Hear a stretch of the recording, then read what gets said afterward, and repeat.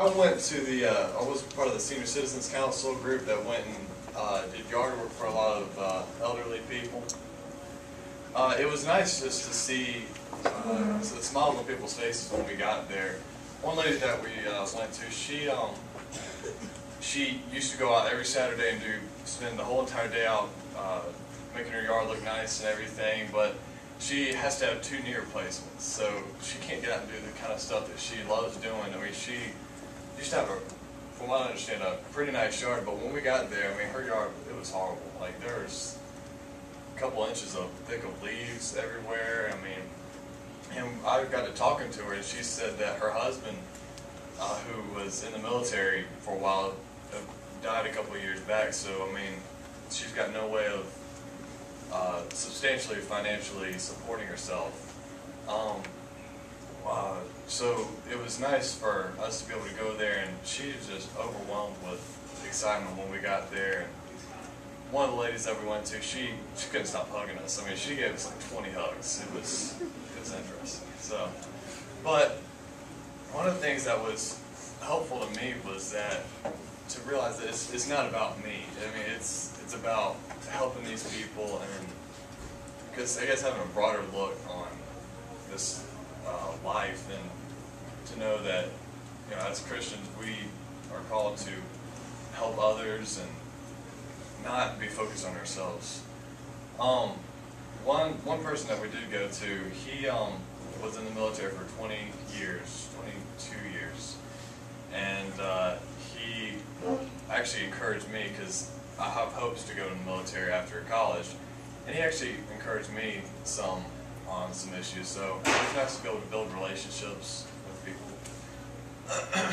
So it was a good experience, and most well, probably what y'all are thinking is a great service. We get to spend 2 days working hard, but it was really enjoyable. So it's something to look forward to. Going into Winterim, I was well, it was hard for me because even though I'm technically a 9th grade teacher, it was hard for me not to be here with you guys. I wanted to be with my 8th graders, but instead of getting to welcome you guys back, I'm thinking, oh, I got to go spend it with these high school kids, and we're going to these apartments that I've never heard of before, and we're going to be cleaning. And I'm thinking, I barely clean my own apartment, let alone somebody else's. And those of you who are in my class, you guys know that I'm a little bit of maybe a control freak, and I like things in order, and that's why we do things a certain way. That's why you come in and you don't talk and we get to work. And all of a sudden I'm in this environment with Winterim where I have basically no control over anything.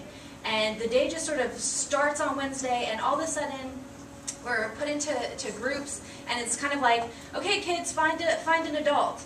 And am I stuck with a group of mature senior girls? No, I get 5 freshman boys, okay, in my group, and we're gonna go clean apartments. And I'm thinking, oh my gosh, like, what is gonna happen? And so before we go out, I get them all around and we talk about sort of the day and all these things that could happen, and I'm, you know, lecturing them on their safety and on all these principles. And one of them says, why are you telling us this? What's going to happen to us? And I just honestly said, like, I don't know, because that was the truth. Like, all of a sudden I'm this control freak, but we're knocking on people's doors, and I have no control over who they are or what happens when they invite us into their house, okay? And so we do this for 2 days, and I was blown away by these 5 freshman boys. They got it, like I haven't seen in a while. They truly understood what it meant to go in and serve. And there was no job that was too nasty for them or that was too big. They tackled toilets with a fervor that I have not seen in a long time. And they were not going to leave until that toilet bowl was clean. And when there wasn't a broom in the apartment and there were dead roaches on the floor, I watched freshman boys get down on their hands and knees with Clorox wipes and clean the floors on their hands and knees to do this. And again, I was blown away by their service. And one thing that we did before we left each apartment was we asked the resident if there was anything that we could pray for them with, or pray with them for. And so, ooh, these prepositions will get you, won't they? Anyway, so we did that, and this first man that we asked, you know, I said, before we leave, you know, is there anything that, you know, we can pray with you for? And he said, prayer? Like, like us to pray for. And he took a minute and he was thinking about it, and before I could say anything else, one of these freshman boys said, well, can we pray for you right now? And he was like, sure. And so we just got in a circle, and these boys, one by one, each prayed for this man. And it was like that every time we went to an apartment. And so I just said, okay, Lord, I'm just gonna give up control. So I turned everything over to these boys. You guys are gonna knock on the doors, you're gonna ask the people to come in. They took control and they owned it. And when they went into an apartment, they were committed to this task each and every single time. And I want to tell you about one quick story. Our last apartment that we went into was a man named John, and his apartment reeked of cigarette smoke like I didn't even know was possible. And he had ashes everywhere. And part of the reason why is he saved his used cigarette butts to give to other people who couldn't afford cigarettes so that they could smoke also. So there were just used cigarette butts everywhere. But again, these boys weren't intimidated by that. They tackled his microwave, they tackled his floor, they vacuumed, they dusted, we swept up ashes. They were in the bathroom, and one of the students is a guitar player, and his sort of job was he cleaned the toilet, and that was what he did. And so he was like, had the toilet brush. But this man's apartment that we were in, John, he was a guitar player, and he had some guitars out. And so this student noticed that, and he said, oh, do you play guitars? And John's face just like lit up. He was like, yeah, I do. You want to play? You want to hear something? And the student kind of looked at me with his toilet brush bowl like, but I'm supposed to clean the toilet. Like, what do I do? And I'm like, just like, go. Like, go play guitar. Like, don't worry about it. And the reason why is because John had a need, like we all have needs. And his need in that moment was for an audience. And so, I went in and said, hey, I'll clean the toilet, since, this other student can't do it. And of course, these boys are like, no, we got it. We're going to do it, and they took over. But it was so encouraging because we left that day knowing that we had met John's needs. And his needs weren't necessarily a microwave cleaned or a dishwasher loaded. It was someone to talk to. It was someone to listen to. So the whole time we're cleaning, he's in there jamming on his electric guitar, and it was kind of cool. Like, oh, we have a soundtrack to cleaning. This is awesome. But he was the last apartment that we were in, and when we prayed for him, we all held hands and we went around and we were all praying, and I said amen, thinking, okay, this is it. And John just sort of held on to my hand and he didn't let go. And then he started praying, and he just said, like, Heavenly Father, thank you for bringing these students here today. And he said, thank you for reminding me that even though a day may not start out so great, that it can turn into something good after all. And we left, and I saw these students know that they had touched a life that day and know that they had met a need. And so I was blessed, they were blessed, and John was blessed. And so it was an awesome, encouraging experience. And I would encourage all you guys not to wait to Winterim to look to meet other people's needs. You can do that on this campus. And there are needs beyond cleaning and yard service and raking. There are needs that your peers have in just having someone to talk to, a friendly word, a kind gesture. So you can begin meeting needs even on this campus today. For those of you who don't know me, I'm Emily Colley, and I'm in 9th grade here. But I went on Winterim Thursday and Friday, and Thursday I got to go to the Georgia War Veterans Home, and but we had to switch on Friday because they didn't have anything else for us to do, so Friday I went to Goodwill in South Augusta. But I think I really liked the Georgia War Veterans Home the best, one, because my grandpa is a resident there, and two, it was really humbling to be before all these veterans that had served in our country and, thank them for their service. And one thing that was really hard for me was I was talking to one man, and he said that his kids only came to visit him like 2 times a year, whereas like we're there almost every day seeing my grandpa. So I kind of feel like I took it for granted that I was so close to my family, whereas everybody else is really far away. And so I kind of made up my mind then that I wanted to serve further than Winterim. So I decided that every week when I go visit my grandpa, I'm going to go visit somebody new at the Georgia War Veterans Home and just talk to them, even if it's for 5 minutes, because they really appreciate that. And I think that Winterim was really good for all the high schoolers, one, to get closer to each other, and two, to humble ourselves. I feel like I was very humbled going through this experience because I realized life isn't just you know, floating on air, it's all easy, going through school, nothing's happening. You know, it has ups and downs, and the real world is definitely a lot tougher than middle school and high school. So just keep that in mind as you're in middle school. Don't take it for granted. Have y'all ever heard of the the classic novel, It Was the Best of Times, It Was the Worst of Times? Well, mine started out with the worst of times, okay, to be honest.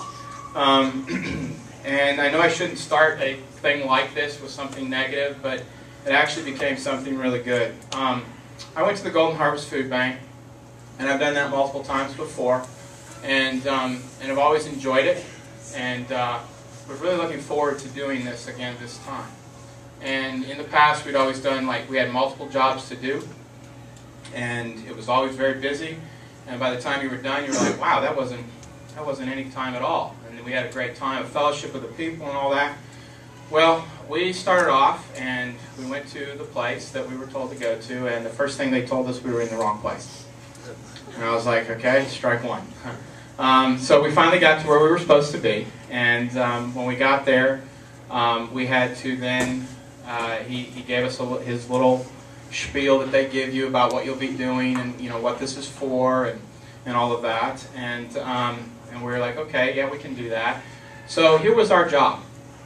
You had this big giant box of Capri Suns that had been thrown into a big plastic bag, and then that bag had been put into a big giant wooden crate. And of course the weight of Capri Suns will cause other ones to break. Then all the smell, and the wonderful juices that sit there and percolate. Okay, now you've got to take these. Thankfully we were on the top for a while. Take these, wash them, dry them, and box them up. 6 hours straight. The worst of times, all right? I got to be honest. I got home after that day. I didn't have enough food for my lunch. I really wanted to eat my right arm. I was so hungry. And I came home in a foul mood. You can ask my daughter, Brittany. Oh my God. There you go. Oh my God. Okay? It was not happy. Okay? And I was like, are you kidding me? There is no way I want to go back. I'm calling in sick tomorrow. I'm doing whatever. No, I wouldn't do that because I wouldn't be honest. But that's what I wanted to do. And I even said something to Coach. I said, I know I shouldn't complain, Freeze, but that was the worst experience of my life. And he just looked at me with his goofy grin like he has right now and just said, all right, see you tomorrow, So, anyhow, I went back the next day, and we get there. We're told to be at such and such place. We get there. Oh, you're at the wrong place. I'm like, no, I'm not. I said, I was told specifically by this person and this person we were to be there. So-and-so confirmed this. Well, I don't know anything about this. I'm telling you, we're not leaving. And I was as nice as I could be. Finally, the gentleman came. He said, oh, good, y'all are here. I was like, see, I told you. I didn't say that to her. But anyhow, so we get in, and then this time, and at that point, I finally had food in my stomach. I brought snacks this time for myself. And Mr. Nichols wisely suggested, why don't we take a break? We work 2 hours, take a 5-10 minute break. Very wise man over there. That's all I'll say. Okay.